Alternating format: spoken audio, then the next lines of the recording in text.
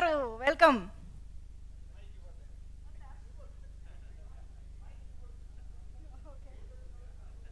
రాజుగారి ఆదేశం మేరకు కాదు, జుబేదా ఒక్కసారి మాట్లాడితే బాగుంటుంది ప్లీజ్, మీ స్టైల్లో. రాత్రి రాజుగారి పార్టీ ఇచ్చారు, లేట్ అయింది నాకు. వీళ్ళందరూ కొంచెం ముందు వెళ్ళిపోయారు, నేను కొంచెం లేట్గా ఉండాల్సి వచ్చింది అక్కడ, అందుకే కొంచెం లేట్ అయింది, క్షమించండి. Thank you very much.